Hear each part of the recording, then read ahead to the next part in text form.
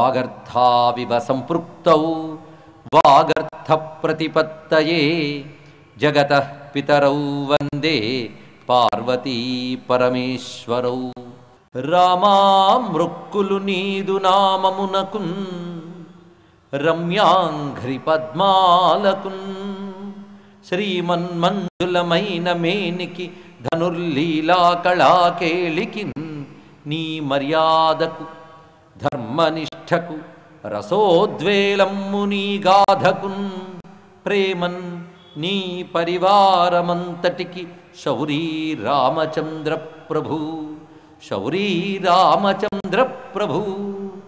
జాంబవత్ సుగ్రీవ హనుమత్ సీతాలక్ష్మణ భరత శత్రుఘ్న పరివార సమేత శ్రీ రామచంద్ర పరబ్రహ్మణే నమో నమః. ఏషతే రామ గంగాయ విస్తరో విహితో మయ కుమార సంభవశ్చైవ ధన్య పుణ్యస్తథైవ చ. నీకు నేను చెప్పిన గంగావతరణ కథ కుమార సంభవ గాథ విన్నవారు ధన్యులు పవిత్రులు అవుతారు.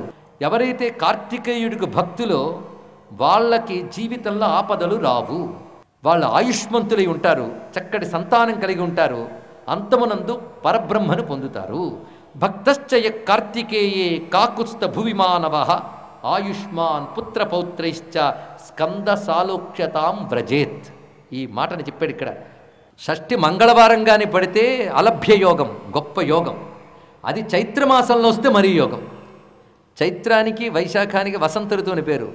ఈ వసంత ఋతువుకి అధిపతి అగ్ని, ఈ అగ్నికి అధిదేవత సుబ్రహ్మణ్యుడు.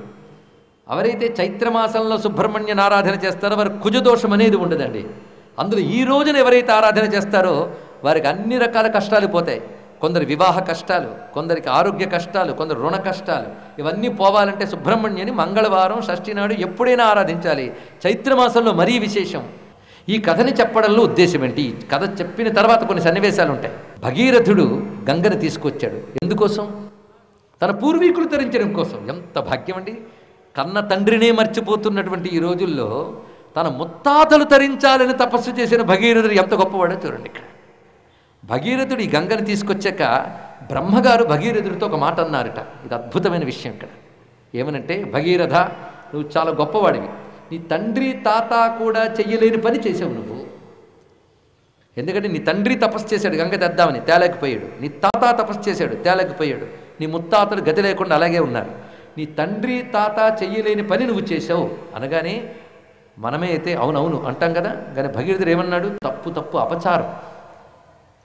నా తండ్రి తాత ఇద్దరూ చేసిన తపస్సు నా దగ్గర పండింది అన్నాడు. ఎంత అందమైన మాట చూడండి ఇక్కడ. వాళ్ళు కొంత తపస్సు చేసి వెళ్ళిపోయారు, అది మా నాన్న తపస్సులోకి వచ్చింది, తాత తపస్సు. వాళ్ళిద్దరి తపస్సు నా తపస్సుతో కలియడం వల్ల నా తపస్సు ఫలించింది. వాళ్ళిద్దరే తపస్సు చేయకపోయి ఉంటే నా తపస్సే మొదలైతే మరో 2 తరాలు పట్టేది. ఇది రహస్యం అంటే. అది ఇవాళ మనం ఒకటి సాధించామంటే మన పూర్వీకులు మన దాకా తీసుకొచ్చిన తపస్సు మన దగ్గర పండింది. ఈ పూర్వీకులపై భక్తి ప్రతి మానవుడికి కలగాలి. ఈ పూర్వీకులపై భక్తి మనం పిల్లలకి ఇవ్వట్లేదు కనుకనే తాతలు తండ్రులు వంశ పరంపర వీటి గౌరవం తెలియకపోవడం చేతనే ఈ రోజుల్లో వర్ణ సాంకర్యాలకి ఎక్కువైపోయి ధర్మం దెబ్బతింటుంది. తెలుసుకోండి. అందుకే ప్రతి తల్లి తండ్రి తమ పూర్వీకులు గొప్పతనం తెలుసుకుని పిల్లలకి తెలియజేయవలసిన బాధ్యత ఉంది. రిటైర్ అయిన వాళ్ళు ఒక్కసారి వాళ్ళ బంధువులు ఆత్మీయులు పెద్దవాళ్ళు ఎవరెవరు ఉన్నారో కనీసం డైరీ రాసి పెట్టండి. ఆ డాటా పిల్లలకి మిగల్చండి.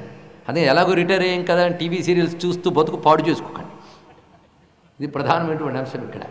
అందుకే పూర్వీకులపై గౌరవం. ఎంత గొప్ప మాట అన్నాడు. అప్పుడు ఒక మాట అంటాడండి బ్రహ్మగారు భగీరథుడితో, నువ్వు గంగ తేవడం అంతా ఒక ఎత్తు, ఈ మాట ఒక్కటే ఒక ఎత్తు అయ్యా అన్నాడు. ఇక్కడ పితృభక్తి అంత గొప్పది అని చెప్పాడు.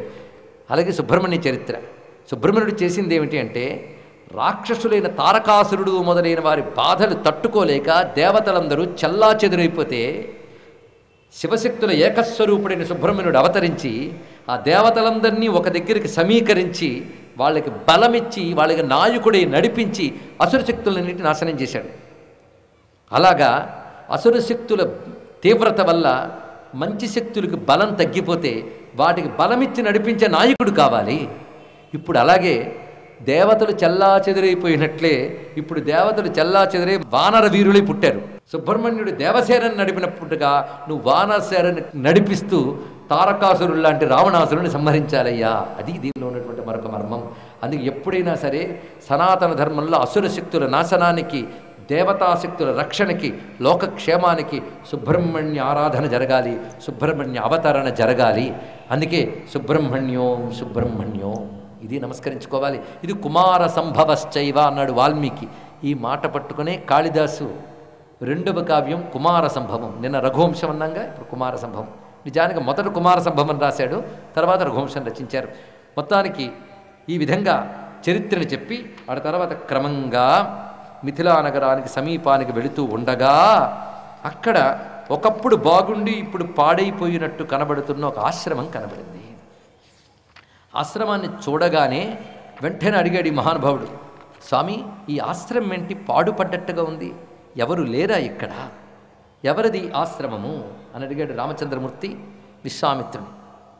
ఒక్కసారి విశ్వామిత్రుడు చూసి, ఈ ఆశ్రమము మహర్షి అయిన గౌతముని యొక్క ఆశ్రమము. ఆ గౌతముడు అహల్యా సమేతుడై ఇక్కడ తపస్సును ఆచరిస్తున్నటువంటి సందర్భంలో తస్యాంతరం విదిత్వాతు సహస్రాక్ష శచీపతి.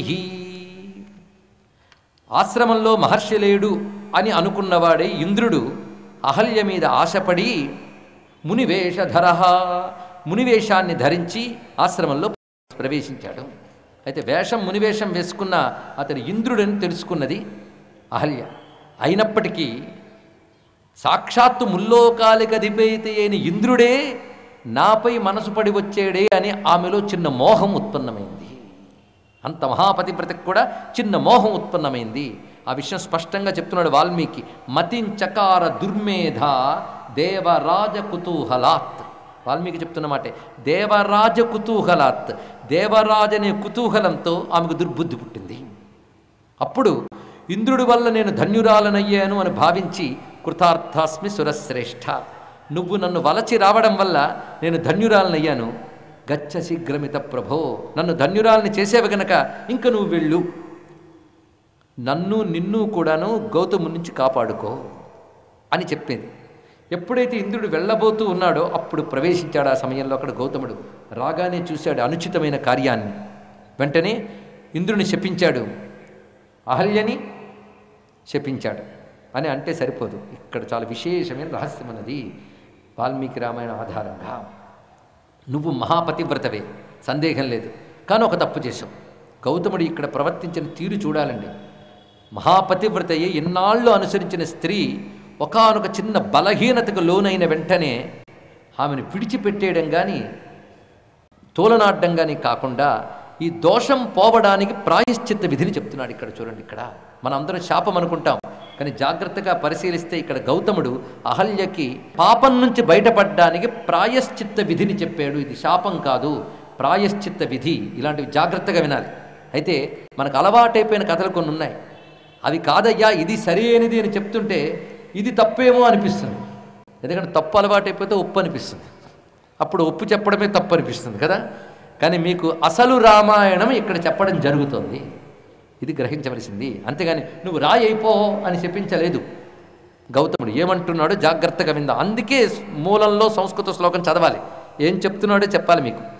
వాతభక్ష నిరాహారీ తప్యంతి భస్మసాయిని అదృశ్యా సర్వభూతానాం ఆశ్రమేస్మిన్ నివత్స్యసి. ఇది చెప్తున్నాడు ఇక్కడ. నువ్వు ఇవాల్టి నుంచి ఇక్కడ తపస్సును ఆచరించు. ఎందుకంటే పాపం పోవాలంటే తపస్సు చేయాలి. తపస్సు ఒక్కటే దిక్కు. నియమ పాలనతో ఆహారాదుల్ని విసర్జించి దీక్షితురాలివై అంతర్ముఖురాలివై తపస్సు చేయు. అప్పుడు నీ పాపం పోతుంది. ఎలా తపస్సు చేయాలి? వాయుభక్ష నిరాహార, రెండు మాటలు చెప్పాడు. గాలిని భుజిస్తూ ఆహారం విడిచిపెట్టి తప్యంతి భస్మసాయిని, ఇది చెప్తున్నాడు. గాలిని భుజిస్తూ అంటే అర్థం ఏంటి? నోరు తెరిచి గాలి పీల్చడం కాదు. గాలిని భుజిస్తుంటే ప్రాణాయామము ద్వారా. అది ఋషులకు తెలుసది. ప్రాణాయామంతో అన్నం పుచ్చుకోకుండా ఉండగలరు వాళ్ళు. అందుకే వాయుభక్ష నిరాహార. ప్రాణాయామం చెయ్యంటేనే అన్నం తినకొని చెప్పడం. మళ్ళీ నిరాహారాన్ని ఎందుకు చెప్పారు? ఇది తెలుసుకోవాలి. నిరాహార అంటే అర్థం ఏంటంటే ఆహారం తినకుండా. ఆహారం అంటే నోటితో తినే ఆహారమే కాదు, బయట విషయములపై దృష్టి వెళ్ళకుండా, ఇది అర్థం. ఒక అందమైన దృశ్యం చూసి ఏదో శబ్దం విని తపస్సు నుంచి బయటపడిపోతారు.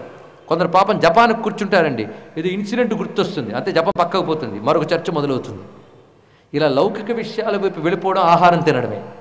లౌకిక విషయాల వైపు వెళ్లకుండా ఏకాగ్ర బుద్ధితో ప్రాణాయామంతో తప్యంతి తపస్సునాచరించు. ఎలాగూ భస్మసాయిని, దీనికి చాలామంది అనువాదం ఏం చేశారంటే బూడిదలో ఉంటూ అని రాశారు. కానీ భస్మం అంటే బూడిది కాదు, భస్మం. ఇది తెలియాలి అంటే యాజ్ఞవల్క్య స్మృతిలో ఒక మహాపతివ్రత ఏదైనా చిన్న తప్పు చేస్తే ప్రాయశ్చిత్తం ఏమిటి, తిరిగి బాగుపడ్డానికి చెప్పారు. ఆ వాక్యాలు ఇక్కడ చెప్పాడు. అందుకే అనేక శాస్త్రాల పరిజ్ఞానం ఉంటే కానీ రామాయణం కూడా అర్థం కాదు. ఆ ప్రాయశ్చిత్త విధి ఇది. భస్మసాయిని అంటే బూడిద కొట్టుకోవడం కాదు, దుమ్ము కొట్టుకుపోవడం కాదు. భస్మసాయిని అంటే యజ్ఞము చెయ్యగా వచ్చినటువంటి భస్మాన్ని మంత్రితం చేసి తాను ధరించి తాను కూర్చున్న చోటంతా వేసుకుని దాంట్లో ఉండాలి. అది భస్మశయనం అంటే. దీన్ని విరజా దీక్ష అంటారు, భస్మశయన దీక్ష అంటారు. ఇవి ఇతర పురాణాల్లో కూడా వర్ణించారు ఇక్కడ. దానివల్ల మనం శుద్ధులమవుతాం, చోటులో దుష్టశక్తులు రావు, అప్పుడు తపస్సు చేయాలి. అంత రహస్యం ఉందండి. అందుకని రాయిపోమని చెప్పించాడు. రాముడు రాగానే కాళ్ళు తగిలాయి, వెంటనే ఆమె స్త్రీగా మారిపోయింది. ఇది కాదు కథ. అసలు కథ తెలుసుకోండి. ఇక్కడ ఏం జరుగుతుందో. నువ్వు తపస్సును ఆచరించు. అయితే ఈమె ప్రపంచం మీద దృష్టి పెట్టకుండా ఏకాగ్రంగా తపస్సు చేస్తుంది, సరే.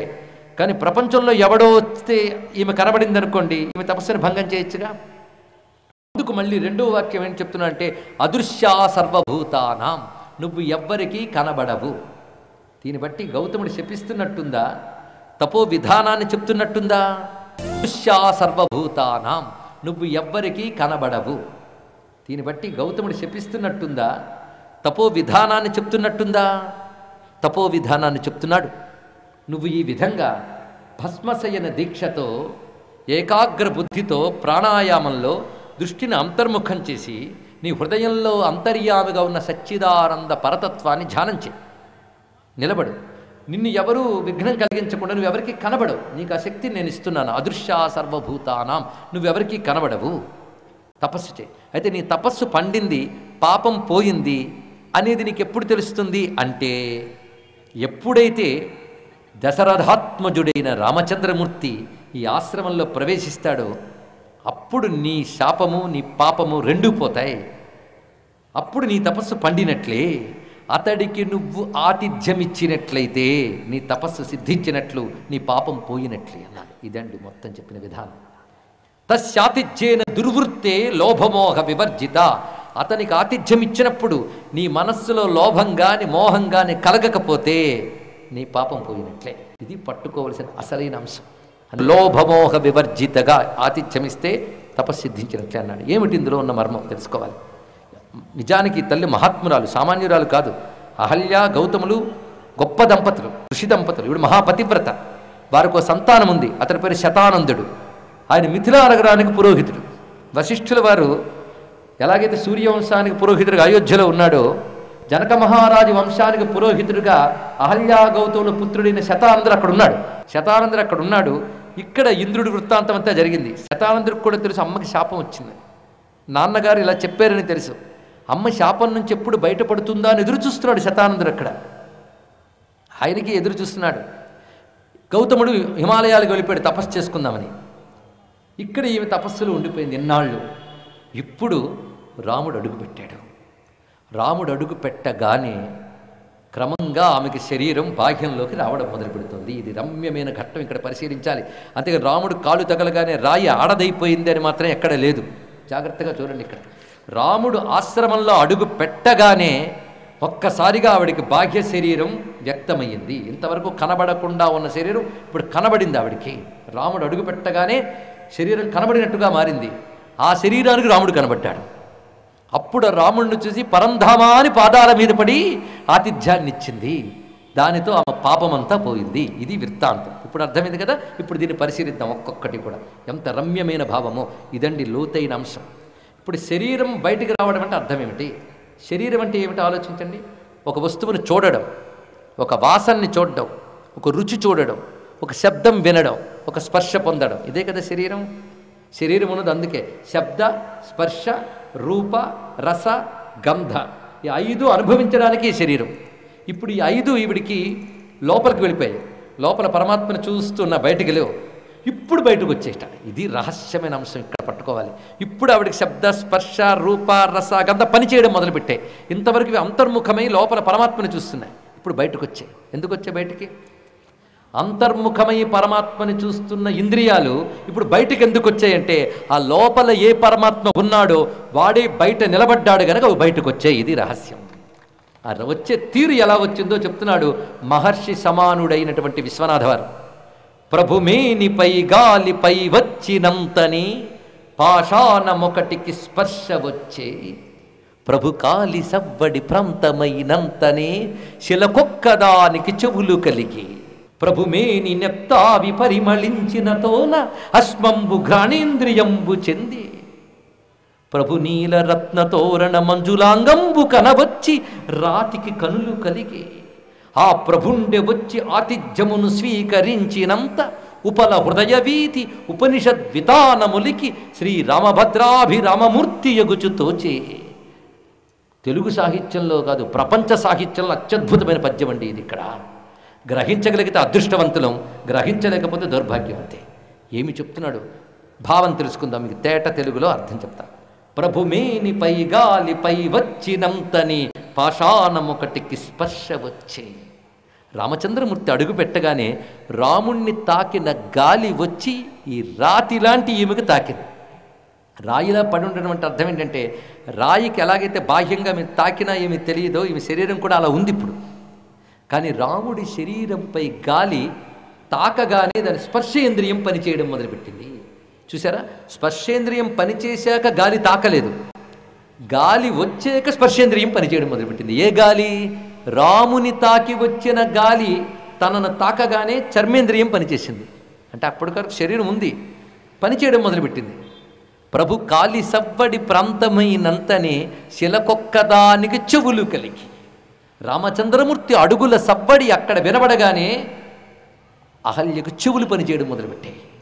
అంటే ఆ చెవులు వచ్చింది ఆ పాదాల సవ్వడి వినడానికి, ఆ చర్మం వచ్చింది ఆ రామచంద్రమూర్తిని తాకిన గాలి తాకడానికి. అంతేగాని లోకం కోసం రాలేదు, రాముడి కోసం వచ్చిన శరీరం అది.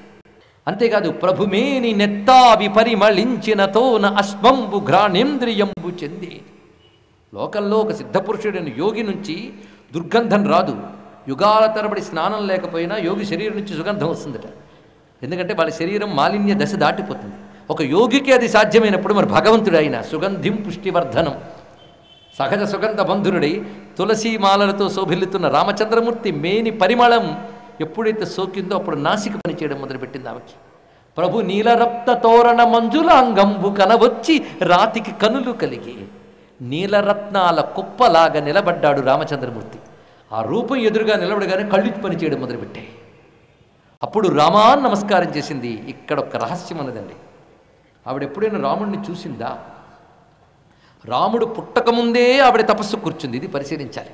అంటే రాముడు పుట్టకముందే గౌతముడు చెప్పాడు రాముడు అనేవాడు వస్తాడు అని. అంటే రాముడు పుట్టకముందే రాముని అవతారం ఉంటుందని ఋషికి తెలుసు. అలా ఎంతమందిని ఎదురు చూస్తున్నారో రాముడు పుట్టకముందు నుంచి, అందులో అహల్య ఒకరు. అయితే రాముడు ఇలా ఉంటాడని ఫోటో ఇచ్చాడేమిటి గౌతముడు? సచ్చిదానందమైన పరమాత్మని ధ్యానించని చెప్పాడంతే. ఆవిడ ఓంకారంతో ఆ పరమాత్మని ధ్యానిస్తోందంతే. ఎదురుగా చూసింది. ఇప్పుడు చూసినప్పుడు ముగ్గురు ఉన్నారు కదా ఎదురుగా. ఎవరు? రాముడు, లక్ష్మణుడు, విశ్వామిత్రుడు. అప్పుడు మీలో రాముడు ఎవరు అని అడగాలి కదా, అడగలేదు ఆవిడ. రామాన్ రాముడికి దండం పెట్టింది. ఎలాగా? ఇది తెలియాలి. అంతవరకు చూడలేదు కదండి. ఇందులో రాముడు ఎవరిని అడగాలి కదా, అడగలేదు. రామా అని దండం పెట్టింది. ఎందుకు అలా దండం పెట్టింది? ఇది ఆలోచించవలసిన ప్రశ్న. ఇంత ఆలోచించాలి. ఏమిటో తెలుసా? తాను హృదయంలో ఒక పరమాత్మని ధ్యానం చేస్తాను. ఏ రూపము లేనటువంటి సత్తు, చిత్తు, ఆనందము అయిన ఒక నిర్గుణమైన బ్రహ్మముని ధ్యానం చేస్తాను. కళ్ళు తెరిచేటప్పటికల్లా రాముడు కనబడ్డాడు. ఏ బ్రహ్మముని తాను ధ్యానం చేస్తుందో, ఏ సచ్చిదానంద వస్తువుని ధ్యానం చేస్తుందో ఆ లక్షణం వాడిలో మాత్రమే కనబడుతుంది. ముగ్గురిలో తాను హృదయంలో ఏ బ్రహ్మమును ధ్యానం చేస్తుందో ఆ బ్రహ్మ లక్షణం రూపు కట్టి కనబడుతుంది రాముడిలో మాత్రమే. అందుకు రామ నమస్కారం చేసింది. కనుక తాను ధ్యానించే పరబ్రహ్మ సగుణ బ్రహ్మగా కనబడ్డాడు. ఆ బ్రహ్మమునకు రాముడికి భేదం లేదని తెలుసు కనుక రాముడికి దండం పెట్టింది. ఇదండి రహస్యం. అర్థమైన వాళ్ళకి అర్థమైనంత నమస్కారం చేసింది ఆవిడ. ఎప్పుడైతే రామునికి ఆతిథ్యం ఇచ్చిందో అప్పుడు ఆమె శాపం పాపం పోయింది. అని కనబడగానే పోయిందంటే ఇక్కడ ఒక రహస్యం ఉన్నది. కేవలం 3 లోకాలకు ప్రభువైన ఒక ఇంద్రుడి అందం చూసే మోహితురాలు వైపోయావు, బలహీనం. నీ తపస్సు పండిపోవాలి. ఎంత పండాలంటే ఇంద్రుడి కంటే గొప్పవాడి సర్వలోకాలకి ప్రభు అయిన సాక్షాత్తు మహాసౌందర్యవంతుడైన విష్ణువు కనబడితే నా బిడ్డ అనే భావం నీకు కలిగితే నువ్వు పాపం నుంచి బయటపడ్డట్టే. ఇది అంటే దీనిలో ఉన్నటువంటి రహస్యం. అందుకు లోభమోహ వివర్జిత అనే మాట ఇక్కడ చెప్పాడు. అందుకని పరమాత్మ అనే భావం కలిగి కామాది వికారాలకు అతీతమైన బ్రహ్మభావంలోకి వెళ్ళిపోయింది ఆ తల్లి. ఇన్నాళ్ళు చేసిన తపస్సు వల్ల రాముణ్ణి చూడగలిగింది. రాముడు బ్రహ్మమని తెలుసుకోగలిగింది. ఆ బ్రహ్మమునకు తన చేతులతో ఆతిథ్యం ఇవ్వగలిగింది ఆ తల్లి. ఇక్కడ వెంటనే ఆ తల్లి ఆతిథ్యం ఇవ్వడానికే సిద్ధపడి ఒక మంగళహారతి, పువ్వులు, పళ్ళు అన్నీ సిద్ధం చేసుకుంది. కానీ ఆతిథ్యం ఇచ్చేటప్పుడు గృహిణి గృహస్థుతో కలిపి ఇవ్వాలి. కానీ ఆయన ఎక్కడో హిమాలయాల్లో ఉన్నాడు. ఇవి సిద్ధం చేసుకోగానే తత్క్షణం గౌతముడు అక్కడ ప్రత్యక్షమయ్యాడు. ఆయన ఋషి సంకల్ప మాత్రం చేత అక్కడ కనబడ్డాడు. వెంటనే ఉభయులు కలిసి రామచంద్రమూర్తికి నమస్కరించారు. వాళ్ళు నమస్కరించే ముందు ఆయన నమస్కరించేట్టు చూడండి. ఎంత నారాయణుడైన అవతార ధర్మం ప్రకారంగా ఋషులకు నమస్కారం చేశాడు. కానీ ఆ ఉభయులు రాముడికి నమస్కారం చేసి నువ్వు పరమాత్మను మాకు తెలుసయ్యా అని ఆతిథ్యాన్ని ఇచ్చారు. అలా వాళ్ళ ఆతిథ్యాన్ని స్వీకరించి ఆ ఆశ్రమంలో ఉన్నాడు. తెల్లవారింది. ఇంకా అందరూ బయలుదేరుతున్నారు మిథిలా నగరానికి. సమయం అయిపోయింది. అందరూ బయలుదేరాలి. ఈవిడ పంపిస్తోంది అహల్య. రమ్యమైన ఘట్టమమ్మ పంపుతోంది. రామా, అందరూ సిద్ధమైపోయారు వెళ్ళడానికి. అదిగో వన్నులెత్తిరుసు మీ బండ్ల మీద అందరూ అగ్నిహోత్రాలు పెట్టేసి కూర్చున్నారు. నువ్వెప్పుడు వస్తావని ఎదురు చూస్తున్నారు. వెళ్ళి వెళ్ళి ఏం చేస్తాం అంటూ రాముణ్ణి కూర్చోపెట్టి వీర తిలకం దిద్దుతోంది ఆవిడ, విజయ తిలకం. బయటికి వెళ్ళేటప్పుడు పిల్లలకి తల్లిదండ్రులు బొట్టు పెట్టి పంపేవారు. అందులో మహావీరులకి అలా చేస్తారు. ఇప్పుడు ఈవిడే బొట్టు పెడుతుంది. అక్కడ బయలుదేరేటప్పుడు కౌశల్య పెట్టింది, ఇప్పుడు అహల్య పెడుతుంది. పెట్టి బొట్టు తీర్చిదిద్దుతుంది. గుమ్మం దగ్గర వీళ్ళందరూ నిలబడి తిరుగుతున్నారు. టైం అయిపోయింది, ఇంకా బయటకు రాడు ఏంటి రాముడని. ఎక్కడ ఇవిడు పంపుతోందా, తిలకం దిద్దుతోంది. ఆ తిలకం దిద్దుతున్నప్పుడు అంటాం చూడండి, ఆవిడ కళ్ళ నీళ్ళు వస్తున్నాయి. ఆ రాముడి ముఖానికి తిలకం దిద్దుతూ, ఇప్పుడు నా చేతికి కుంకుమ పెట్టాను చూసావా, ఇది అడవుల్లో ఉండే ఋషులు కొండల్లోంచి గైరిక అనే ధాతువుతో ఎరుపు రంగు తీసి బొట్టు పెడతారు. ఈ గైరిక ధాతువు కొండల్లోంచి వచ్చింది కాదయ్యా, నా గుండెల్లోంచి వచ్చింది. ఇక్కడ తీసుకో. నా ఎదలోని నెత్తురులు నాగను గైరిక ధాతువోయి రామా, ఇది ప్రాణముతోడ పెట్టేదను. నా ప్రాణంతో ఈ బొట్టు పెడుతున్నాను, తీసుకో. పైగా అందమైన ముఖానికి బొట్టిలా మెత్త తీర్చిదిద్దుతారు. అలా బొట్టు పెట్టి తీర్చిదిద్దుతుంది ఆవిడ కొసలు. తీర్చిదిద్దుతూ ఈ తీర్చిదిద్దుటకెంత ఎప్పుడు అంతుండదు. వాళ్ళకి వెళ్ళాలని లేదు, మాకు పంపాలని లేదు నాకు సామెత. అలాగా నాకు నిన్ను పంపాలని లేదు, నువ్వు నాపై కరుణతో నీకు వెళ్ళాలని ఉండదు. కానీ ఏం చేస్తాం, వెళ్ళక తప్పదు. మునులి వేచెదరయ్య ముద్దు బిడ్డ, వెళ్ళు, మిథిలా నగరానికి వెళ్ళు. వాళ్ళందరూ వెళ్తున్నారుగా, వెళ్ళు నాయనా. అట శతానందుడుండే, అక్కడ శతానందుడు నాకు కొడుకున్నాడు. వాడు ఎదురు చూస్తుంటాడు, మా అమ్మ ఎప్పుడు శాపం నుంచి బయటపడుతుందా అని. అట శతానందుడుండే, నీవు నా బిడ్డ వగుట వానికి చెప్పు, నువ్వు నా దైవమగుట వానికి వచింపు, నీవు నా తండ్రి వగుట వానికి చెప్పు. నువ్వు నా తండ్రివి, నా బిడ్డవు, నా దైవానివి దొరికేవన్న విషయం శతానందుడితో చెప్పు అని చెప్పి అహల్యాదేవి తిలకాన్ని దిర్జిదిద్ది మంగళహారతి ఇచ్చినది. అప్పుడు రామచంద్రమూర్తి లక్ష్మణ సమేతుడై విశ్వామిత్రుడితో పాటు మిథిలా నగరం వైపు బయలుదేరాడు.